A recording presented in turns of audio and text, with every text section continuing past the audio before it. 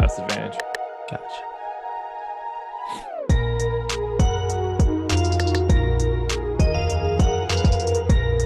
And we are live. Welcome to the NBA Strategy Show. It is Sunday, April 4th, and I believe it's Easter, but that is not something that is on my radar as someone that does not celebrate the holiday, and I do not have any children, so I'm not hiding eggs anywhere in my yard.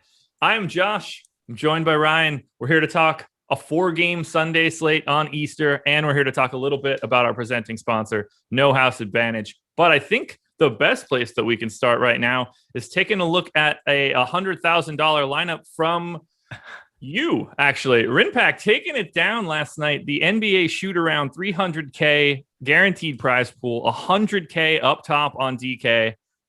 How did that one feel? It felt great, honestly, just because I haven't had that first place win this NBA season like that of that magnitude yet. So I've been close. I was really lucky to get there last night. It was a crazy hold sweat. The hold sweats are a lot more intense than the chase down sweat. Yeah. It held for 45 plus minutes in the second half of the Kings Milwaukee game. The Portland OKC game was going simultaneously, but Portland was winning by 50 plus at one point. I want to say I was hoping for Buddy Hield not to get 2 extra points. He didn't, as it was pretty intense. I was definitely on the edge of my seat for that one. So I'm really lucky for that to pan out in my favor. Yeah, man. Congratulations. It's always nice. I'm a little sad now. FanDuel dropped their like $4 or $5 tournament from 100K up top to 50K up top. So it looks like my search for 100K prize on FanDuel is over. So I'm a little jealous. I might have to be sliding over to DK. I have a good, strong feeling you'll be back for the playoffs. Okay. I feel like they usually get a little bigger in the playoffs. Hopefully, that FanDuel contest is great just because of the dollars you have to only enter and just giving you the opportunity to win that. So yeah, it's definitely a great contest. It still is a good contest. Don't get me wrong, but obviously you would love. It feels a lot better with the 100 up top. Yeah. Jordan McLaughlin, Karis LeVert, Luka Doncic, Rudy Gay, Boban Marjanovic, Drew Holiday, Edmund Sumner, Karl Anthony Towns. That lineup is worth quite a bit of loot for you, man. That's exciting. Congratulations. Do you, there should be some sort of service. Maybe this is something that we could start doing for Awesemo.com, where if you have a winning lineup like this, you get some sort of like card printed with your lineup and like the ownership and the salaries and the fantasy points, some sort of like memorabilia, almost like a trophy for winning. That should be a thing. I thought you were going to say an NFT for that'll work too. But no, I think it'd be really cool. Can you imagine like hanging them on the wall or like creating some big, like the way that people get if you win or if your album goes platinum or something like that, you get something to show it. I think that would be really cool to have some sort of like card made. That'd be great. I wish the sites would have do that as like site providers with the rake that they take in. Like that's the least they could do for us players. That would be that would be great. I mean, like YouTube, obviously we love YouTube. If you get to a certain amount of subscribers, they send you all sorts of trophies and things like that. That's what we need. I'm going to get this done. This is going to be my new pet project coming into 2022. You're going to get rewards for physical rewards. Not that anybody wants a physical reward any longer. It's all about the digital rewards. Insane. Great day for the 150 maxers. Awesemo, I don't want to say he was hot on your heels, but he did finish 10th and 12th. But 150 maxer in first, second, third, tied for third, fifth, sixth, seventh, eighth, and 10th. Only Zach and Gina in ninth spot was a non-150 maxer. Glad I took yesterday off. Yeah, it was a good day for obviously 150 maxers. I felt like the chalk going into it with the news that Giannis being ruled out he got ruled out 30 minutes before lock. So a lot of people shifted towards guys like Drew Holiday, Bobby Portis, Chris Middleton. I had a good feeling $1 was going to get there. And it could have been 2. Bobby Portis just didn't close the game for them. The game was close. So that worked out in my favor, but I felt like if the game were not to be close, Bobby Portis would have been even a much better play. But it's so hard to predict game scripts at times, and fingers crossed, you just have to hope they go in your favor. Yeah, 64 fantasy points for Drew Holiday yesterday. That's 8.3x at 7,700. 43 for Dante DiVincenzo. He went for 7.5x. Really nice performance there out of those two guards from Milwaukee. Well, we don't really have much to talk about, oddly enough. This is just a 4-game main slate tonight, and there are quite a few question marks littered across this slate. We have a ton of just full-on half of the Pelicans are questionable. Tons of guys on the Hawks are questionable. Orlando's entire team is questionable. And I don't mean that from like a physical standpoint. I mean, like, they are questionable to be in the NBA moving forward. I'm ready to dive in if you are. Yeah, I mean, Isaiah Thomas making his return to the NBA on a rubber hip probably at this point, but yeah, he's going to be in play, I think. We'll talk about him, but it'll be a fun little 4-game to talk about. I'll be honest with you. I have no idea what he could possibly be bringing to a team at this point. No, and isn't it crazy? I want to say it was the 16-17 season. He finished 5th in MVP. He had with the Celtics. a truly high-end all-time offensive season, and then gone. That injury which happened, I want to say game 5 of the 17 conference finals, where they probably shouldn't have played it, really crushed him. Obviously Kyrie gets traded for him like another season later, I believe, or was that season after? But man, that cost him a huge contract and really his career. Yeah, he was about to get like legit paid, and spoiler alert, he didn't get legit paid. I think he signed a very, very minimal deal that next year, which has to be incredibly depressing, but oh well. Yeah, since the Celtics, he's gone to the Cavs, the Lakers, the Wizards, the Denver Nuggets, and now he's the Pelicans. Jeez. Well, let's dive into this one. We will start in Philadelphia, Memphis at the Sixers. Sixers 3.5-point favorites, 224 total. So what I saw a little bit earlier. And if we just want to talk a little bit about this game, there's not too many question marks. Justice Winslow has been out, and it's not really all that important if he's in or out. The big question mark here will be, does Joel Embiid play here on the back-to-back? He had been out for a little bit of an extended time nursing that knee. Came back yesterday, seemed fine. And I'm expecting that he does not play today. So I think we could start there. Do you think that Joel Embiid plays today? So I don't think I don't think they need him to play. I probably within him, he probably wants to play, but it's probably the smartest play for him not to play. There was some coach speak saying Joel will only come back if you can play this full on go, no restriction. I don't think they should run him out there. And I'm hoping that he doesn't play just the way things stand. Now, if he were to play, he makes for an excellent play. If we hear that, I'm assuming if he were to play, there's no minutes limit. He's going to play around 30 plus minutes. Hopefully he only played 29 yesterday, but I'd be shocked if he were to play. We're on the same page there. So let's then take it from the Memphis perspective. And honestly, this is a team that really is difficult to roster in a DFS sense. We have so many guys that play in this like low 20s minutes range. To me, it's really just a question of how interested are you in Ja Morant? How interested are you in Jonas Valanciunas? And then are you rolling the dice on anyone like Slow-Mo or Dylan Brooks, or just trying to pick out of the grab bag of like shooting guard, small forward types? Yeah, man, I just think Ja Morant needs a lot more criticism of how poor he's been this year. I don't know how the advanced analytics look like, but he's not been anywhere near he was last year. Obviously, the injury kind of probably set him back. Maybe he's still playing through it that we don't know of, but he's not been very fun to roster of late. He's been very inconsistent.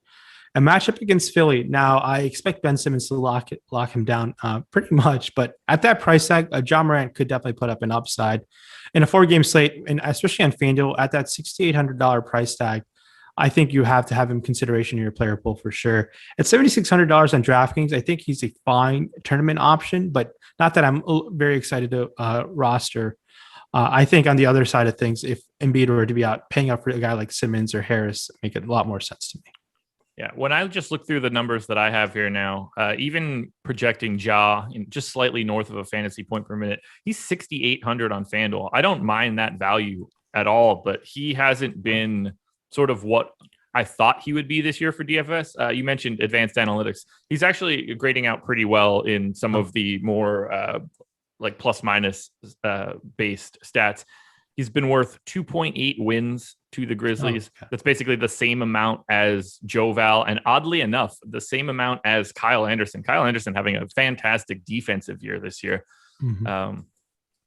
Doesn't really get a lot of love because obviously watching him play basketball isn't really fun for anyone.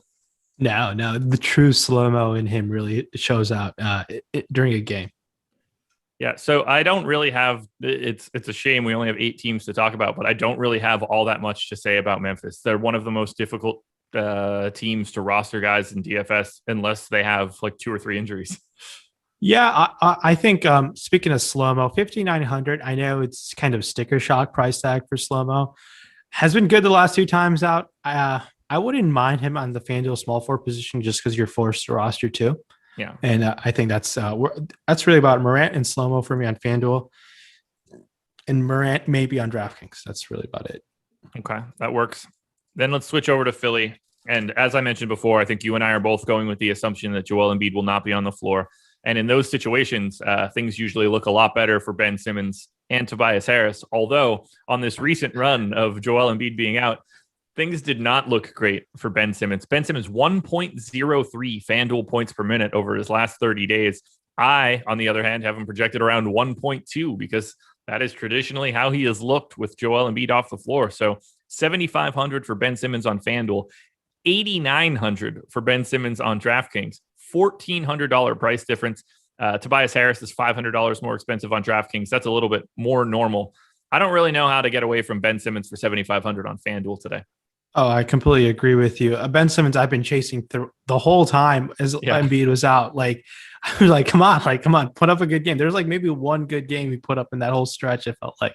Yeah. But Simmons and Harris signed me up for them. I think, man, I would be shocked if Doc Rivers starts Mike Scott in a matchup against Valanciunas. I think Howard should get the start. Yeah. And I think Howard should be in play for sure. Especially I think he can put up a nice solid performance for Philly tonight. The secondary guys and guys like Seth Curry, Danny Green, meh. Seth Curry maybe on DraftKings with the 3-point bonus, but Simmons and Harris definitely strong considerations. Simmons definitely still in play with Embiid if Embiid were to play on FanDuel. How big of a gap do you see in your interest in Ben Simmons between FanDuel and DK? Because that $8,900 price tag, that's like he's still very much a solid play to me on DK, but the gap between where I would expect his ownership to be on FanDuel and where I would expect it to be on DraftKings is pretty large. Do you have any like specific thoughts to him on DK? Yeah, I would. I think I would try to get out of my way to get him in today. Just because if Embiid were to be ruled out, and casual players might see that box score and shy away, I still think we can get that upside game from Simmons. And I know he's had a bad run of things, and that's just how things can go in DFS. So I think going to sit right back to Simmons at both sites really makes a ton of sense to me. Is he your favorite play in this game? Yes, on FanDuel for sure. On DraftKings, I think I'd have to take those $500 savings to Harris on DK. Yeah, but I think they're both in play for sure.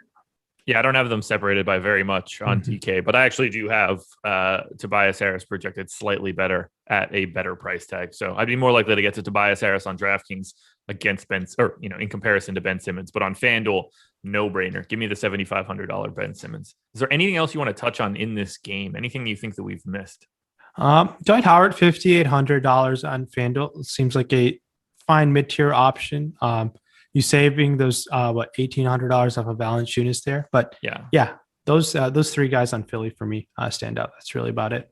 And I'm glad you pointed that out. I do think it would make a lot more sense to start Dwight Howard in this spot over Mike Scott, or they might just start Joel Embiid. What do we know? Yeah, I don't expect it, but if Embiid were to play first game, if Embiid were to play, I think we should say I think he's a great tournament option if Embiid were to play. I think just keeping an eye on the coaching press conference right before the game of what Doc Rivers has to say. I know he's not been kind to us in terms of clarity all year long, but we need to take with a little bit of grain of salt, but just keep an eye and hear out what he has to say just to monitor that situation. If they're going to say Embiid has some sort of minutes monitor, I'd be willing to shy off. It's a 4-game slate.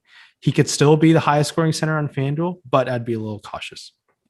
10,500 on DraftKings, 10,700 on FanDuel for Embiid if he happens to end up being in.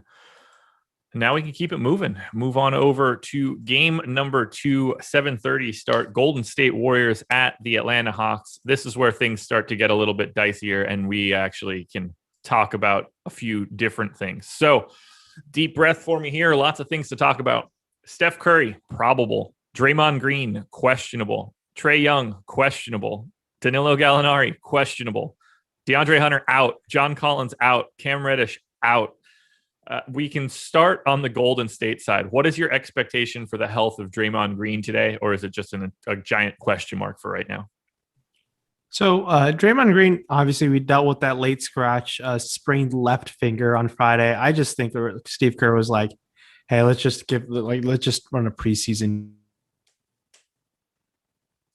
And with that happening, I think Draymond Green will play today. I think that's that's how I feel about Draymond. And he makes for a great play on both sides, in my opinion. Yeah, I also have Draymond in today. He's been pretty solid as of late. 1.06 FanDuel points per minute over his last 30 days. So we've got Steph, we've got Oubre, we've got Draymond, we've got Wiggins, and then we've got whatever we think can actually happen for James Wiseman. 4,800 on FanDuel, 5,100 on DK. Do you have any interest in the $4,800 James Wiseman? Man, I know Kerr said they want to roll Wiseman as a starter, but if you heard his post-game conference on Wiseman, in the sense Wiseman's just trying to do too much, and he's not. He's trying to do too much in the sense where he's not focusing on what he's good at, and that's kind of gives me a little hesitance that he might just have a kind of on a short leash on a game like this today, yeah. But I still like that price tag. He when he's on the court, he's been able to produce fantasy wise. He's just not been very good defensively on the basketball court. 0.76 FanDuel points per minute over the last 30 days for Wiseman. Oof. It's been tough.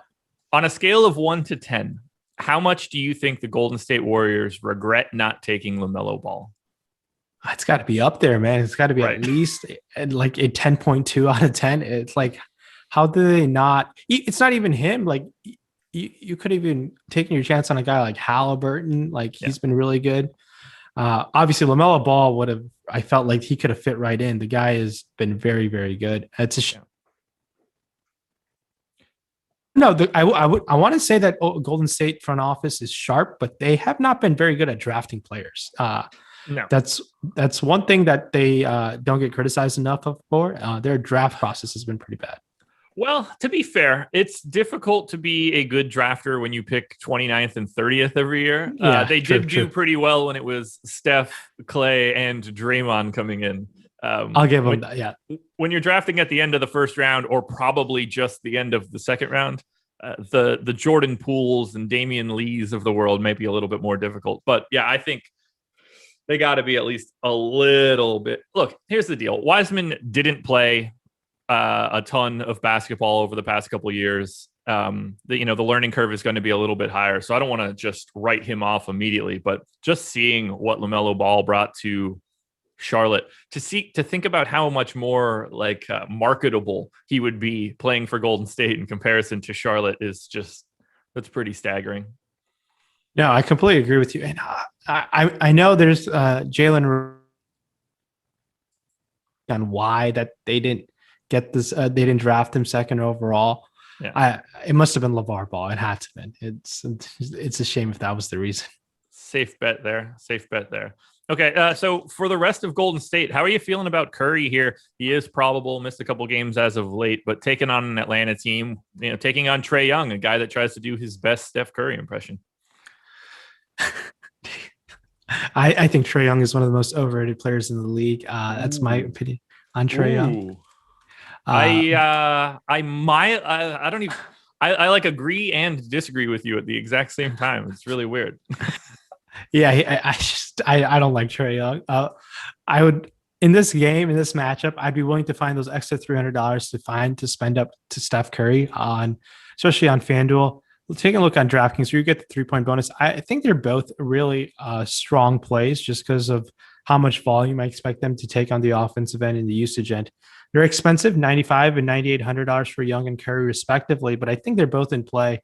And obviously on a 4-game slate, they have the ceiling to be the highest scoring players in the slate. So you should have interest in them, in my opinion.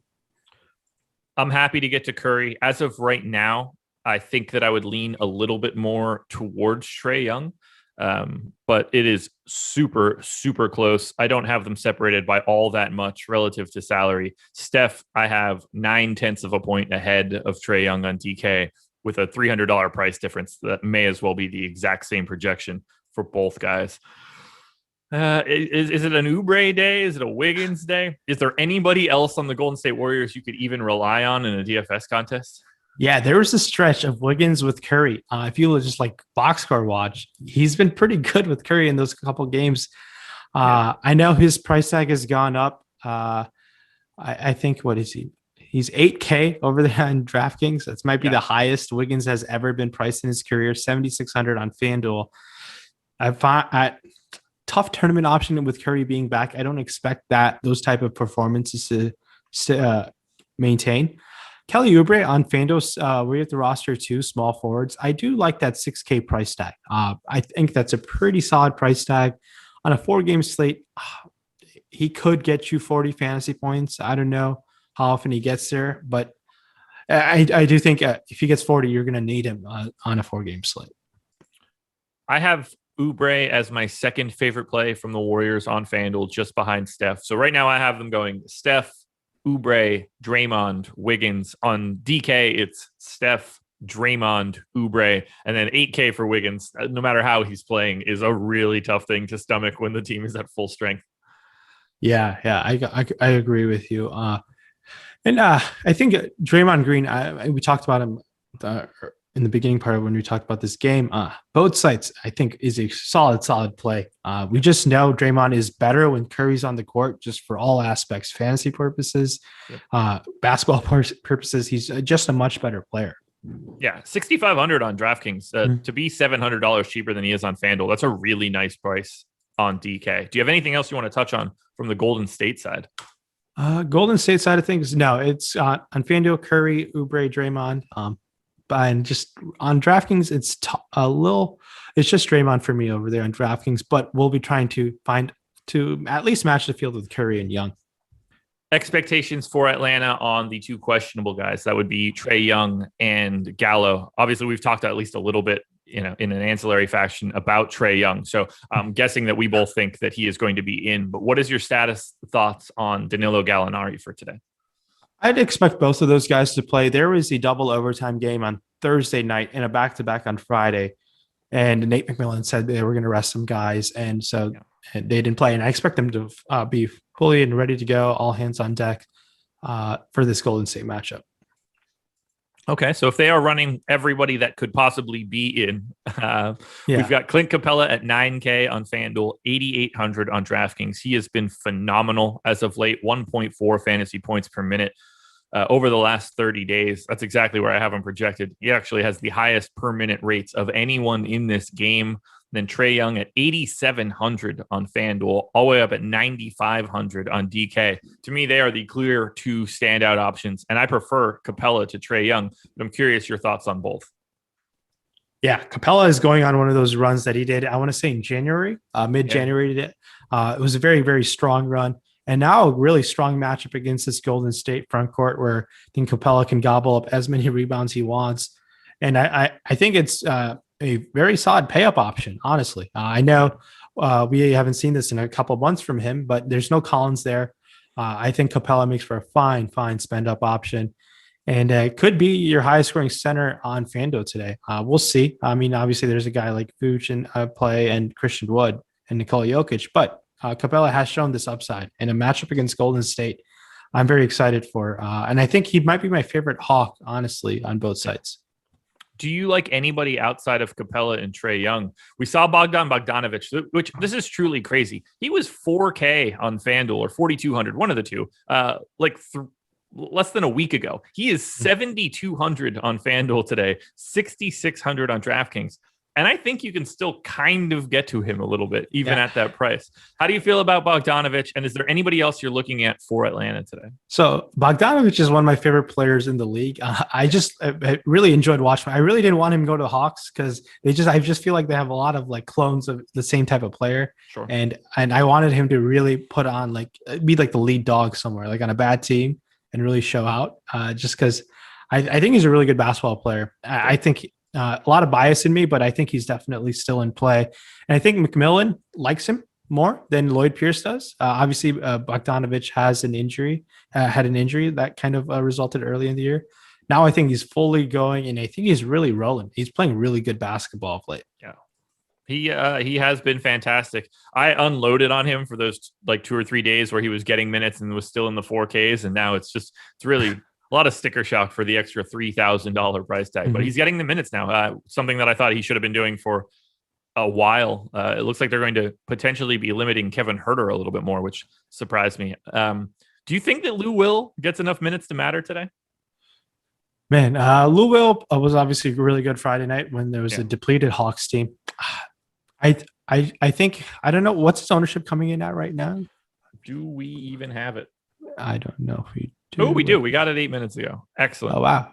Even on Easter Sunday, everybody working hard early in the AM. I appreciate all of you. Let me drop this ownership in here now. We'll give out some Easter gifts for the people. Nikola Jokic currently projected to be the highest owned player on DraftKings. Christian Wood taking up that mantle on FanDuel. On the Atlanta Hawks side, highest owned guy is projected to be Trae Young on FanDuel, and then Clint Capella on DK. Lou Will not really projected for any ownership on DraftKings at 5,500, but he is projected for 8% ownership on FanDuel. Yeah, I think being like you don't even have to do much to match the field on FanDuel. I still would be willing to be under the field on a guy like Lou Will. I just feel more confident. There are better options. The roster build will be interesting. Now, if there's any news, if some of these Hawks guys are out, definitely Lou Will becomes not a priority play, a much better play who should be in consideration. Yeah, I'm guessing if Trae Young happens to be out and he goes from questionable to out, Lou Will is going to become quite popular. Yeah, I would agree. Who is your favorite play in this game? Oh, in this game? I think it still would have to be Draymond Green over there on DraftKings. Over there on FanDuel, I think 9K Steph Curry, man, that's pretty cheap for a guy like Steph Curry, and the upside is pretty immense. It's either Curry or Oubre on FanDuel. That's how I feel right now. I think that mine actually might be Capella on FanDuel. 21% ownership. Maybe that's a little bit higher than I would like.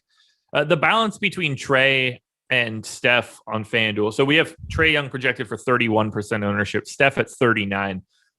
By all accounts, that's basically the same number. Like obviously Steph is slightly higher, but I wouldn't be making any broad pivots just to like flip-flop those two guys. I kind of lean a little bit more towards Trae Young over Steph. So maybe that little bit of ownership discount would be enough. So anything else you want to touch on from Atlanta and Golden State? Yeah, I think this game, pretty strong fantasy environment on a 4-game slate. I know there's a couple other good games, but if for some reason, pending any news, obviously I do expect some news to break throughout the day. This game has some good spots that can have some serious upside. All right, guys. Just because it's Easter Sunday, that doesn't mean that there's not content today at awesemo.com. So you should already be subscribed to our YouTube channel. That is the number one thing you guys can do for us. I mean, please hit the thumbs up. It's a holiday. Let's get the good vibes going. Let's get the likes up. But honestly, subscribe to the channel. We're basically like a fantasy sports TV network at this point. We have content constantly. You don't want to miss it. So make sure you're hitting that notification bell as well so nothing slips through the cracks. At noon Eastern, MLB Live Before Lock with EMAC and Max. Then at 5 p.m., we're going straight back to NBA with the deeper dive. EMAC doing double duty with Terry. 6 p.m., NBA Live Before Lock. Jason and Eric taking you all the way up until that 7 p.m. lock time. And I believe they're going for the extra half hour as well. And then at 8 p.m., the Masters Roundtable. Jason, Max, and Jeff talking a little bit of golf because we've got the Masters coming up this week. I'm really excited for some DFS golf for the Masters.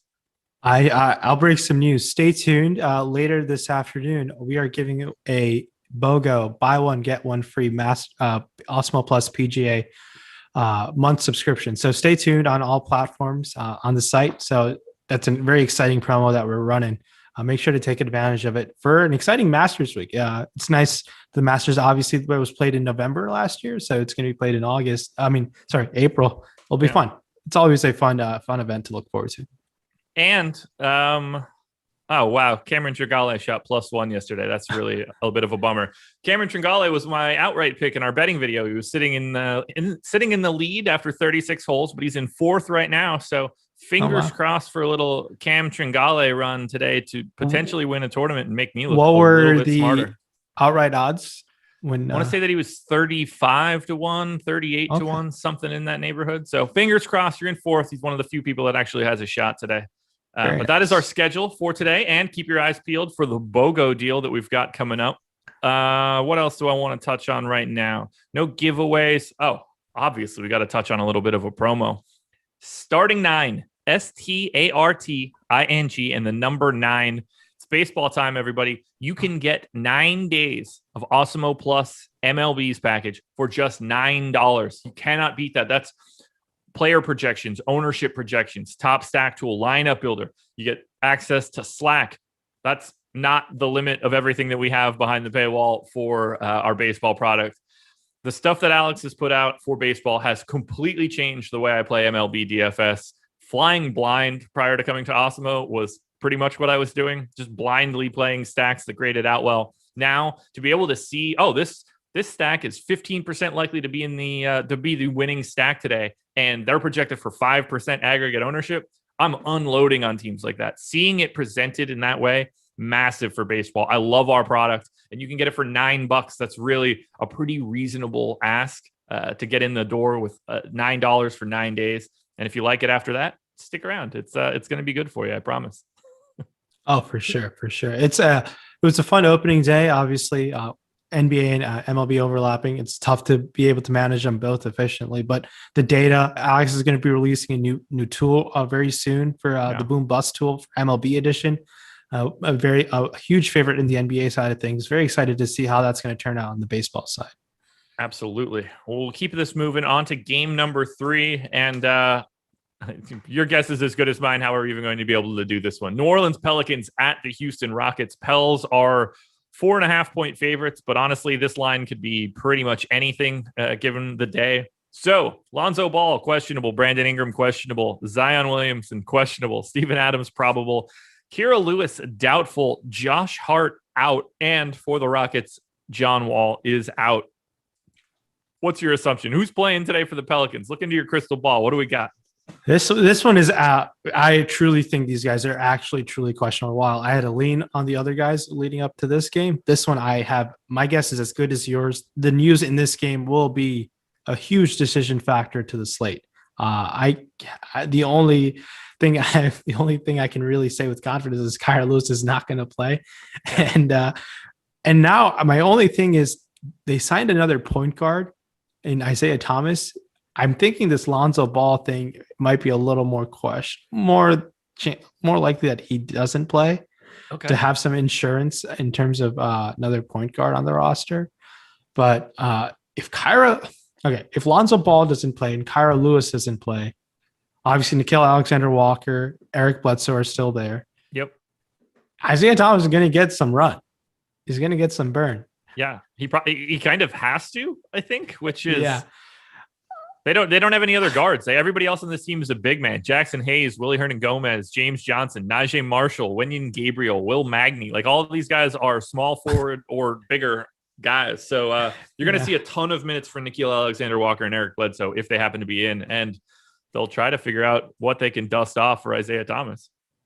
Yeah, I don't know how I feel all about IT2. I don't know what David Griffin's affection towards IT2 is. This is now the second time he's had to go get him in his GM career. So I felt like there's so many other better guys you can give 10-day contracts to, but literally anyone. Honestly, literally anyone. I mean, how old is Isaiah Thomas right now? Do you have any idea off the top of your head? I want to say he's 32. Let's find out here. It's always really difficult to search for him because you get the other one a lot more frequently. So he is born in 1989, so 32 years old, 56 days. Last time he played was for Washington last year. Played he started 37 games, played about 23 minutes a game, and the numbers were, I mean, he shot the ball well, 41% from three. So if that can work, he shot better from three than from two last year. Some Duncan Robinson shit. Yeah, 41% from three on 4.7 attempts per game. 40.5% from two on 5.9 attempts per game. So was he a 50, 40, 90 guy in Boston at one point? He was close. I think he was close. No, not close either. No, not close. Okay. Well, I mean, not close, but he shot 38% from three in the second year in Boston, 91% from the line, but he was 53, 38, 90, so or 91. So I guess I shouldn't say not close, but 38 is he's the only time he's ever shot over 40% was actually last year. Yeah, so I think at one point during that season he was, and then he had like a. That sounds about right. Yeah. When I originally said not close, I was looking at the field goal percentage column and not the 2-point percentage column, and I was just like, oh, he's the 46%. This isn't even in the ballpark. But shooting 50% from the field is not all that easy either. Okay, so let's put some numbers to it. Zion Williamson, chances to play today, 50-50? This is a legitimate questionable? Yeah, it's truly 50-50. So now, do we have any information if you went through practice or anything? I know it's an upper I haven't right thumb. Okay. I think it's 50-50, honestly. Now, it's a strained right thumb. I don't recall how serious it was. Obviously, it was serious enough for him to miss a game. Yeah. But that was Friday. Like, to me, I think it's more likely that Zion plays than Brandon Ingram plays, just because it's upper body compared to lower body. But I don't really have a ton to dig into on that. Yeah. Now, if Brandon Ingram doesn't play and Zion plays, man, that guy is a smash play. Matchup against Houston. I've been saying let's ride Zion until he gets to 5-figure pricing on both sides. It's worked out well. He's getting close, and I think. If you were to play, I would love to play Zion Williamson. I don't think there will be any sort of minutes limit if you were to play. So definitely. He's so good. Oh yeah. So amazing. He's just like, the efficiency is insane how he's doing this. And honestly, man, I wish the Knicks had that first overall pick. It would have been fun to see him in the Mecca, just like show out. It would be really sick if it went down like that. I mean, just, he'll end up somewhere else eventually, because I can't imagine he's going to end up in New York. He's going to team up with his boy RJ Barrett at some point. I mean, I think that it would be a lot easier to just sign RJ Barrett to like a, I don't know, biannual exception contract in 5 years when it's up, because I'm not sure that RJ Barrett is going to have the pull that you're really looking for Zion, but he's going to be fantastic. Is there anybody on the Pelicans right now that you look at and you think like, this guy's a good play and I don't really need to know any of the news? Yeah, it has to be. Oh man, no. It's tough to even. No, I need to know the news. I don't want to. Yeah, it's gonna. I wouldn't want to, like. I don't have any confidence in the news either. So, no, because it's just like there's one at every single position, like the front court, the small forward, and the guard position. So, it's just that one guy being in or out will change the minutes rotation drastically. I can't even advocate for Bledsoe at that price tag, even if all systems go. No, there's no one really. You need the news. Is there any scenario where you're playing Lonzo Ball today? 6,600. He's been out for ages now. I can't imagine he comes back. If he does, if Lonzo's the only one to play today out of all the questionable guys, I still don't think that he's playing 30 minutes today. No, it's a lower body injury. He's been out for, I want to say 2+ weeks. The last game he played was on March 18th. I would be shocked if Stan Van Gundy doesn't address the media saying he has some sort of minutes limit. Right. So tough to go there. And really, even if he has a minutes limit, none of those other guys are in play just because their salaries are priced appropriately right now. Eric Bledsoe over the past 30 days is playing at a 0.64 FanDuel point per minute rate, which is shockingly terrible. So bad. What happened to this guy, man? This guy had one good run with the Bucks. Obviously, he was a solid enough player fantasy wise in Phoenix before he left. But man, this guy has fallen down to the earth. He was a above average defender. Now that's fallen off. Everything is just headed the wrong way. I only have, let me select this all of anybody that's ever played. I have 15 guys in my database that have a lower raw projection than 0.64 fantasy points. Is Semi Ojeleye one of them? Yes, he is. This is an illustrious list of dudes that aren't very good at DFS. Solomon Hill, Tony Snell, Aaron Neesmith, Semi Ojeleye, Landry Shamet, Isaac Okoro, Gary Clark, KCP, Wes Matthews, so two of them that are actually playing on the championship team, PJ Tucker, Chasen Randall, Rodney Hood, Garrison Matthews, Isak Bonga, and Terrence Ferguson. That's how Eric Bledsoe has been playing over the past 30 days. God damn, so bad. Yeah. I hate all those guys, honestly. They're bad, dude. Real bad. Yeah, the Jason Randall experience over the last 2 weeks has been brutal. It's just been not fun. Get ready, because he's probably going to be playing quite a bit for the Orlando Magic, and we'll get to him shortly. We do need to get to the Houston Rockets, though. No John Wall, which means, well, I don't honestly know what it means for Houston. It's the Christian Wood and Kevin Porter Jr. show. Christian Wood is $8K on FanDuel, $8,600 on DraftKings. Porter, $6K on FanDuel, $6,900 on DraftKings, which is nice. Really like those prices on FanDuel. A little bit less so on DK. What is standing out to you most from the Houston Rockets in this spot against whatever the New Orleans Pelicans are today? Oh, yeah. No John Wall. Sign me up for Christian Wood, KPJ. Probably one of my favorite players on the FanDuel slate. They grade out pretty strong. I like the matchup. I like everything going for them. KPJ at 6K, kind of underpriced for the role without John Wall. I know I have a strong feeling he'll play around 30. Hopefully gets around 30 plus minutes in a matchup versus the Pelicans. Christian Wood, and they're both still in play on DraftKings. I think Christian Wood to definitely play. I need to understand why Porter Jr.'s minutes are not a little bit higher. I know he was nursing an injury, but I think there's a chance for this game to stay close. If the teams are both depleted, both are going to show out. Yeah, last 4 games for Kevin Porter Jr., he's averaged 32 minutes. He went 31, 36, 31, and 30. You're hoping to get that 36 number more often than not if this game can stay close. And honestly, it could be really like if everybody's in for the Pelicans, they should beat the brakes off of Houston. If everybody's out for the Pelicans, then it's going to look like a pretty similar basketball game. So the variance is probably higher, but the expectation should be a relatively close game if the Pelicans can't get these guys back on. But if Zion is playing for the Pelicans, he might end up going 20 of 24 from the field today. 30 no one's stopping him. Yeah, this guy's just going to dominate. The Rockets did waive Ben McLemore. I don't believe he was in the rotation last game. I could be wrong, but they did waive Ben McLemore last night. Ouch. Pour one out for Ben McLemore, I guess. Yeah. He's going to sign somewhere. Yeah. Like he's going to end up on a contender, which is wild. I think I don't know what the Clippers are doing with Boogie, but he could land there. He could land maybe somewhere in the East Coast. Maybe Philly. Yeah. 3-point shooter. I mean, Daryl Morey obviously likes him. Yeah. I always thought Ben McLemore was a promising college prospect. I thought he could have been a very good NBA player. I was very wrong about that. So did the Kings. Yeah. I think if he was drafted anywhere, your career goes to die in Sacramento. It's just not.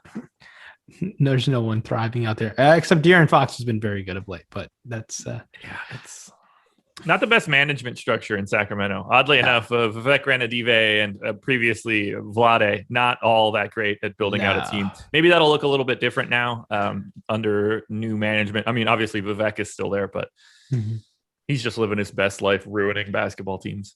Oh, so bad. But yeah, I think he'll land somewhere else. He's a good enough 3-point shooter to be on a playoff team. Sterling Brown, 4,400 on FanDuel, 4,300 on DraftKings, gets to play 30 plus minutes probably today with John Wall out. We've got Jayshawn Tate available. Are you seeing anybody else that you're trying to get to from Houston? Because I think Wood and Porter are kind of obvious today. Yeah, Wood and Porter. Yeah, I'll have interest in Sterling Brown. The guy I know is very inconsistent, but when in tournaments, when a guy has upside and playing those minutes in a matchup like this, we should definitely have some interest in a guy like Sterling Brown. I don't think it'll take much to get over the field on him. It's interesting. Sterling Brown is basically the Eric Bledsoe of the Houston Rockets. They have very comparable fantasy point per minute rates over their past 30 days. Bledsoe currently projected for 11% ownership on FanDuel at 5,800. Sterling Brown at 15% ownership at 4,400. Give me a lot more Sterling Brown at lesser ownership, at least as of right now. Yeah. Are you doing anything with Jayshawn Tate, House, Kelly Olynyk? Does Avery Bradley get more minutes? Does DJ Augustine fall into more minutes as the potential point guard option? Not really. I don't know why the guy's not trying to get bought out or land somewhere else. Yeah. But I think Jayshawn Tate, just because the guy can play upwards of mid-30s minutes, and he at times has shown throughout the season he can be productive on the fantasy end of things. So sure, not someone I'm really interested in, but it's that the minutes, I feel confident in the minutes, and that's why I will have some interest in it. In some of these Houston guys, I feel like they're going to roll these starters out if the game is close, at least 30 plus minutes. Keep your eyes peeled later tonight, everybody. Deeper Dive and NBA Live Before Lock. That Pelicans team is going to have a bunch of news, and the guys that are on those shows tonight will be able to bring that news to you. Now, I would be remiss if I did not mention our sponsor, No House Advantage. It's a very different mechanism for fantasy now. We're not worried about fantasy points. We're worried about player props. First thing that you should do, head to No House Advantage. Use the promo code Awesemo when you sign up. You get a $20 first match deposit bonus. Free money is the best money you're going to find. If you let's just say you put $20 in and get $20 back, you just won a head-to-head or like a double up, and you didn't have to take any risk. Most people will enter contests where that payout structure is not going to be the same. So that is the first thing that you should do, full stop.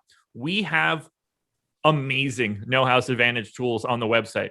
You can get Alex's projections projected out to all of the player props that exist on No House Advantage, and we can tell you the best props that are on the site. They are stale lines in that they will not update throughout the day. So you have to be paying close attention. As people get ruled in and out, these props are going to change in value. Luckily, we provide all of that information to you for free. Not only that, we provide the lineups for you for free. We have optimal lineups for No House Advantage on the website. So go to awesemo.com to check them out. I am looking at some of the player props right now.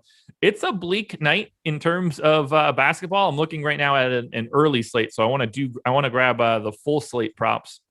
I saw like Kawhi Leonard and Paul George, and I was like, I don't remember talking about Kawhi Leonard or Paul George at all today, but then I realized that this was for the entire slate. So I'm going to give you one prop. I want to get your thoughts on it. Let's find the name that looks best. Here we go. This is a good one. And we have a little bit of ambiguity here, but how do you feel about Ben Simmons today on No House Advantage? 17.5 points as the prop.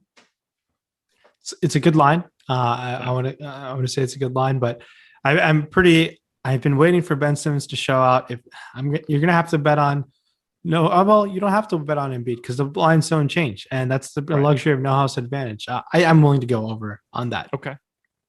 I actually have him right now at 17.1. So in theory, I would be avoiding that one. That just wouldn't be a priority, but you don't have to go through these one by one. You can go to awesemo.com and everything is presented to you in one big table. Makes it incredibly easy. Beat your friends, not the house. Win big with player props today. Please check out No House Advantage, the presenting sponsor of the NBA Strategy Show. And now we can close this one out. Final game. The Orlando Magic at the Denver Nuggets. Revenge narrative for Aaron Gordon here. And last I saw, the Nuggets were 15.5 point favorites at home, 215 total. This game is all sorts of gross. However, it might end up being an incredibly important DFS game. Here is the status for Orlando. Otto Porter, questionable. Michael Carter-Williams, questionable. Kem Birch, questionable. Mo Bamba, questionable. Kareem Mane, questionable. And then for the Nuggets, Monty Morris, also questionable. If everyone plays for Orlando, I think they are basically all unplayable. I don't know what to do with this team. They look terrible. They are terrible. This is a really not good collection of talent. However, they don't have a ton of bodies right now. And if a couple of these guys get ruled out, there are going to be a lot of minutes to go around. So the floor is yours. What in the world are you doing with the Orlando Magic? So I have a strong feeling, very, very strong feeling Otto Porter will be out. He was seen leaving a boot in a walking boot the other night. Now, I don't expect Otto Porter's injury recovery process to his history to make me have any indication he's playing tonight. So I can safely remove Otto Porter from my player pool, and I think we can try to project the team without him. With no Otto Porter, it's still tough to go to guys like James Ennis, Dwayne Bacon. None of these guys really intrigue me. I'd rather take my chances in the front court rotation. If Bamba and Birch were to be out, I think Wendell Carter Jr. is in play because I think he's going to be forced to handle 35 plus minutes of Nikola Jokic. If this game stays anywhere remotely close, Denver could blow this team out by 70 tonight. This is one of the worst teams in the league, if not the worst team in the league right now. Yeah. Now, I like taking some chances in the backcourt, but it's tough to even know what's happening with Carter Williams' illness. Man, there's so much news. Man. Yeah. Oh, by the way, just in case anybody didn't notice, this game is at 10 o'clock, so we might not know any of this stuff. God, yeah, it's just ruining my how can we really try to have an edge on the slate because there's a lot of pending now. If everyone is ruled out, I will have interest in guys as even RJ Hampton comes into play just because he's going to be forced to play. He played 31 minutes last game, and I think matchup versus his old team, I'd rather take my chances on some cheaper guys like RJ Hampton beforehand and hope that those guys don't play at that price, $3,600. Not many guys at that price tag. I think he at least plays 20 minutes if those guys are in. Yeah. So RJ Hampton, probably my second favorite Magic player after Wendell Carter Jr. But it's so ugly, man. I don't think Otto Porter Jr. is going to play. It's so ugly. I can't even have any confidence in advocating or supporting any of these plays right now, just because with no news, it's tough to go there. If all these guys are in, I completely agree with you. Maybe one of them are good. Maybe one player is good, but this team has shown no signs of being good in any sort of fashion. Let's say hypothetically, Kem Birch is out and Mo Bamba is out. Who is the backup center for the Orlando Magic? You're going to have to run Chuma Okeke at the 5, right? At that point? Isn't Chuma Okeke 6'6"? Yeah, they're going to have to do something. Chuma Okeke is 6'6". Oh, God. That's going to be bad. They don't have any other bodies of functionally large people. What trips me up in this situation, per Cleaning the Glass, Wendell Carter Jr. over his first 3 years, so his rookie year, 25th percentile in foul rate. His second year, 33rd. His third year, this year, 36th percentile. So he is a center that is not all that great at keeping himself out of foul trouble. He will be taking on Nikola Jokic, and they don't have a ton behind him. This could end up being if Bamba plays, it could be a Mo Bamba night. If Kem Birch plays, it could be a Kem Birch night. This is one of the weirdest situations in the world. If you had to predict it right now, how many Orlando Magic players would be in the optimal lineup tonight? 4-game slate. Let me just see their prices. Because you could tell me that it's quite obviously 0, or you could tell me that it's 4, and I'd be like, okay, that makes some sense. It'll be tough for me to say no more than 2 on FanDuel, and then on DraftKings, man. Probably 2 over there also. I don't know, man. It's so gross. Ugly. It's RJ Hampton, James Ennis, Chuma Okeke, Wendell Carter, Terrence Ross. So that's 5 guys right there. Dwayne Bacon and Chasson Randall make 6 and 7. Those are 7 guys that do not have an injury designation. And I think those 7 guys play no matter what. Yes, agreed. Yes. 100%. So obviously one of these questionable guys is going to be active no matter what. So Bamba's questionable, Birch is questionable, Carter Williams is questionable. I'm considering Otto Porter Jr. to be out. The guy was in a walking boot. So 3 guys are left questionable, right? Even if one of those guys don't play, you're gonna have to average out 240 divided by 9. So everyone's still gonna play. There's gonna be a couple guys who play more than 30 minutes already. Now, if 2 guys are out, it changes. It makes a lot more people a lot more interesting for sure. But I think, yeah, it's so hard to. You're gonna have to really wait on that news, and it could go really poorly for you if you're like backlogged too much. It's a small enough slate where you can get burned real quickly. Yeah. On the Denver side, obviously they are shaping up to just put a full-on beat down on Orlando. I think Jokic looks good for 10-8 and 10-7. I can't imagine how he has to play like 35 minutes today, though. So that makes it really tricky. He could put up 100 fantasy points in the first half against Carter Jr. He put up 80, I think, the last time he played him in Chicago. Jokic, if this game somehow stays close, this Magic team beat this Clippers team shorthanded last week. So they do play with some heart, if that matters. But what do you want to do? How do you want to handle Denver, though? How do I want to handle Denver? I'd rather in a spread so large like this, I like taking my chances on cheaper salary players. So like a Will Barton, especially shooting guard position on FanDuel, just because I don't want to get too burned for like a super high salary player. If like Jokic is going to play 25 minutes, there's maybe no reason for him to put any more up than 30 points, 30 fantasy points. So like it's tough to have strong interest on the Denver side of things just because the blowout risk is so high. I think Utah won by like 40 plus points the other night, 46. They beat this Magic team by. Yeah. Now I think some bench guys who you can take some chances on, PJ Dozier, some guy in terms of blowout run could play upwards of 25 minutes and could put up 25 fantasy points at that price tag on both sides could work out in your favor. Backup big front court options. Porter Jr. has been getting some blowout run, but the guy has been playing much better of late. So I think Malone is like slowly shifting back and like letting like the true bench players play. Hell, we might see like 20 minutes of ball how ugly this game could get. That's what I mean. It's how many, if you had to draft these players in the NBA, you only were able to pick from Denver and Orlando. How long would it take you before you picked an Orlando player? Like, I guess it would be Terrence Ross probably, but he's going to be coming after like 6 or 7 different Nuggets. Yeah. So let's run this. We're going to go Jokic 1 overall. We can agree. Who do you go with 2?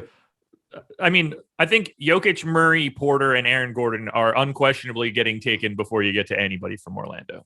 Oh, 100% 4. And then you can make a case for Monty Morris to get drafted before any single Orlando Magic player. Monty Morris is a very good basketball player, in my opinion. Yeah, agreed.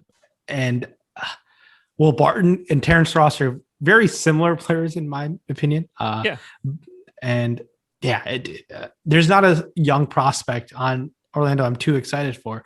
Now, if you're going to tell me Markelle Fultz and Jonathan Isaac are on the table, now we have a separate conversation, but they are not.